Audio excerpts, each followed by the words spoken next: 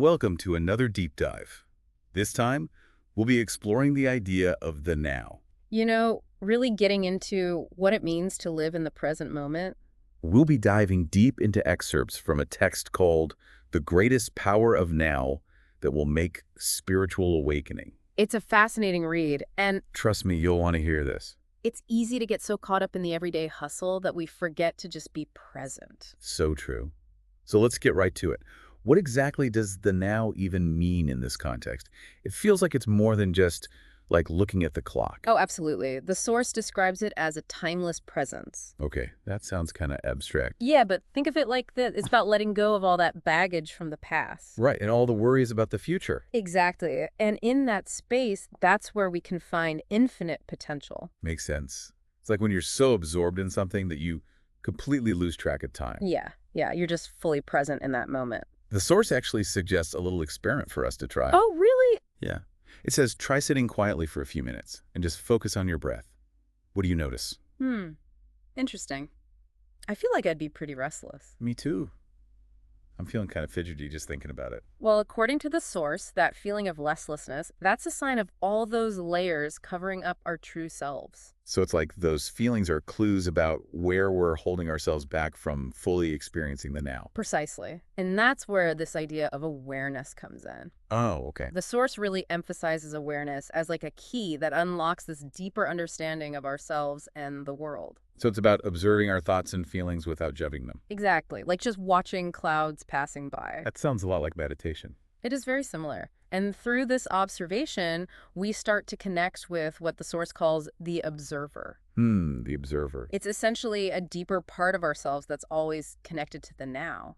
So is it like a state of mind or a part of our consciousness? Yes. Think of it as that part of you that's always aware, always watching, even when your mind's racing with a million thoughts. So it's not about emptying our minds completely, but more about detaching from our thoughts and feelings. You got it. And that brings us to another point. Presence isn't passive. Oh.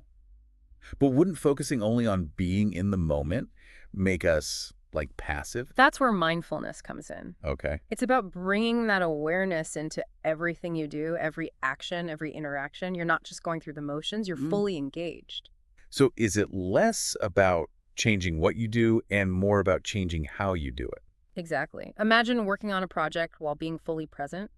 Your focus sharpens, your creativity flows, and you're more likely to come up with those innovative solutions. I see how that could apply to anything: work, relationships, creative stuff. Absolutely. And this is where it gets even more interesting. The source talks about some common illusions that we fall for. Oh, okay. Like what? Well, one of the biggest ones is the illusion of separation. We tend to see ourselves as isolated individuals, disconnected from everything around us. Oh, we could see that. But when we're present, we start to perceive the interconnectedness of everything, like when you truly look into someone's eyes and feel that deep connection. Oh, I know that feeling. That's presence in action. You're seeing beyond just the physical form and recognizing the shared humanity that connects us all. That's pretty powerful. What other illusions does the source talk about? Well, another big one is the illusion of permanence.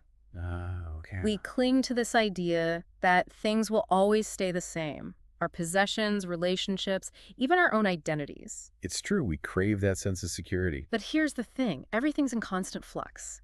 Nothing stays the same. But isn't that a bad thing? Not necessarily. Change is the essence of life. And when we recognize that everything is temporary, we appreciate the present moment even more. We're less likely to take things for granted. That's a huge shift in perspective. It is, and this ties into the idea of detachment. The source makes it clear.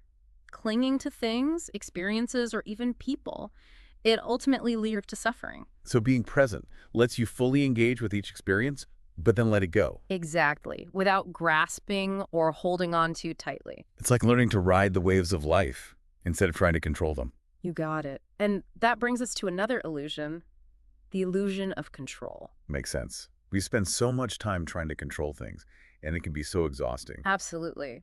The source suggests that when we surrender to the flow of life, when we allow ourselves to just be present, we open ourselves up to those creative solutions and a greater sense of peace. It's like sometimes letting go is actually the most powerful way to make change. Exactly. And there's another fascinating aspect to this idea of presence that the source talks about, heightened perception. Ooh, tell me more about that. Does it mean our senses become sharper? It's more than just physical senses. When you're present, you're more attuned to those subtle details and deeper meanings. It's like you're seeing the world with fresh eyes, cutting through all that everyday noise. Hmm. Like suddenly noticing the intricate patterns in a flower, or the way the sunlight filters through the trees. Exactly. It's those moments where we truly appreciate the beauty and richness of our experience.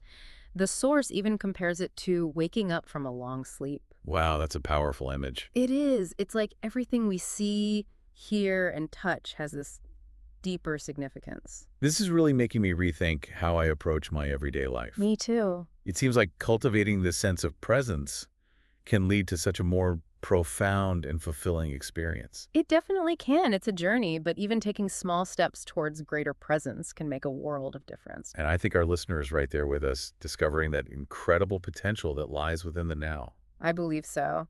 It's interesting how this presence idea connects back to that illusion of control we were talking about. Oh, yeah. The source really hammers home that trying to control everything can be so draining and kind of pointless in the end. It's true, we all want things to go a certain way, but sometimes it feels like life just has other plans. Exactly, and that's okay. The source suggests that when we let go of that need to control everything and just embrace the present moment, Okay. we actually open ourselves up to more peace and even more creative solutions.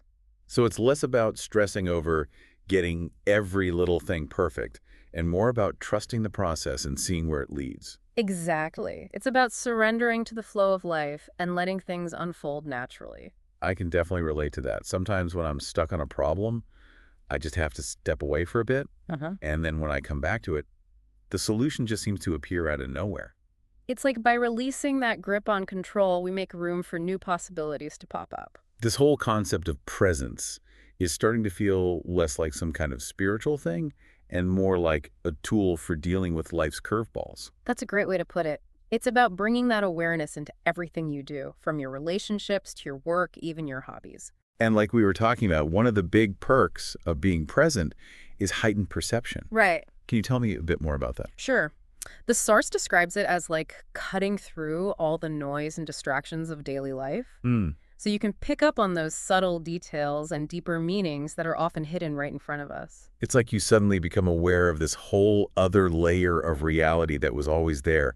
It's like when you're walking in nature and suddenly you see all the little details of a flower or how the light plays on the water. Yes, exactly like that. It's those moments where we really connect with the richness of our experience. I love that. It's like a reminder that even when things feel chaotic, there's always beauty to appreciate. Absolutely. And, another practice that can help ground us is movement. Movement. Yeah, like yoga, dancing, going for a walk, even just stretching, anything that helps you tune into your body can bring you right into the now. It's like really feeling the aliveness of our bodies. When we're moving mindfully, we're not stuck in our heads. We're present in our bodies, taking in each movement, each breath, each sensation. All these practices, gratitude, appreciating beauty, movement, it seems like they're all about cultivating this deeper connection with ourselves and the world around us. You nail it. It's about waking up to the richness of experience that we can have in every single moment. And that's what this whole deep dive is really about. Yeah. Helping you learn how to live a more present and fulfilling life. Exactly. This has been so inspiring. I'm sure our listeners out there right now may be taking notes and getting ready to try some of this out. I hope so, because the best part is that you don't need any special equipment or training to experience the power of now. It's always there, ready when we are. So as we wrap up this section of a deep dive, let's leave our listener with a little something to try today. Okay, I like that. How about this? The next time you're feeling stressed, overwhelmed, or just out of sorts, pause for a moment and bring your attention to your breath. Okay. Notice how your chest rises and falls. Feel the air as you breathe in and out. Even just a few conscious breaths can help you center yourself and step back into the flow of the now. That's really helpful. It feels doable, like something I can actually fit into my busy day. That's the point. And over time, these little practices can become habits that completely change how you experience the world. Like we're rewiring our brains to be more present and aware. Exactly. And the more you do it, the easier it becomes to access that state of presence. That's so encouraging. And here's the best part. The benefits go beyond just feeling calmer and more peaceful. Oh, When you're more present, you're more in tune with the people around you. Yeah. You listen more deeply, empathize more fully, and your connections with others become more meaningful. So it's not just personal growth, it's about improving our relationships too. It's all connected. When you cultivate presence within yourself, it spills out into every part of your life. This is so inspiring. I'm already feeling motivated to make this a part of my life. And remember, you don't have to wait for some big event to experience the power of the now. So it's not about reaching some enlightened state in the future. Not at all. It's about embracing this moment right here, right now. It's something we can all do. That's so empowering. It feels like we all have this incredible power within us. And the more we tap into it, the more we realize that the present moment is where real joy and fulfillment are. This deep dive has been such an eye-opener. I'm already seeing things differently. That's great. And there are even more ways we can cultivate presence in our daily lives. Oh, I'm all ears. What else can we do? Well, we've talked about mindfulness and the senses, but there's a whole world of practices out there. Let's dive into some of those next. Okay, so we've covered mindfulness and focusing on our senses as ways to tap into the now. Right, but there's a whole bunch of other practices we can explore. I'm ready. What else can we do to bring more presence into our lives? Well, one practice that can be really powerful is gratitude journaling. I've heard of that, but I got to be honest, I'm not sure I really get it. Is it really that life-changing? It can be, but you have to be intentional about it. The key is to go beyond just making a list of things you're grateful for. Yeah. Really try to savor those experiences. Feel that emotion of gratitude as you write. I see what you mean. Like remember a delicious meal you had or a great conversation with a friend. Right. Or even something simple like the feeling of the sun on your skin. I'm starting to see how that could change your whole outlook. It's like training your brain to focus on the good stuff. Exactly. And the cool thing is that there's research to back it up. Studies show that people who regularly express gratitude are happier, less stressed, and even sleep better. Wow, that's pretty amazing. It is. And speaking of shifting our focus, another powerful practice is simply appreciating beauty. Oh, okay. Like make a conscious effort to notice the beauty around you, a sunset, a work of art, a kind gesture, even the patterns in nature. It's like those stop and smell the roses moments, right? Yeah, but with all your senses. When we take the time to appreciate beauty, it brings us right into the present moment. Absolutely. We're not stuck in the past or worrying about the future. We're just here now, experiencing this moment of beauty. I love that. It's a reminder that even in the midst of all the craziness of life, there's always something beautiful to appreciate. You got it. And here's another practice that can really help you feel grounded. Movement. Movement, like exercise. Yeah. It could be yoga, dancing, walking, even just stretching. Paying attention to how your body moves and feels can bring you right into the now. It's like we're connecting with our physical selves. Exactly. When we move mindfully, we're not lost in our thoughts, we're fully present in our bodies. It seems like all these practices, gratitude, appreciating beauty, movement, they're all about creating a deeper connection with ourselves and the world around us. You're exactly right. It's about waking up to all the richness that's available to us in every moment. And that's really what this deep dive has been all about, helping you discover how to live a more present, awake, and fulfilling life. I'm feeling so inspired by this whole conversation. I bet our listeners out there may be taking notes and thinking about how to put this into practice. I hope so, because the best part is that you don't need anything special to experience the power of now. It's always accessible to us. Yeah, it's right here, right now. So as we wrap up this deep dive, let's leave our listener with one last thought, one small thing they can do today to experience the world a bit more deeply. Like that. How about this? The next time you feel stressed, overwhelmed, or just disconnected, pause for a moment and bring your attention to your breath. Notice the rise and fall of your chest. Feel the air as you breathe in and out. It's such a simple practice. It is, but even just a few conscious breaths can help you recenter yourself and step back into the flow of now. That's a beautiful takeaway. And with that, we'll leave you to explore the power of the now on your own. Until next time, keep diving deep. Thanks for joining us.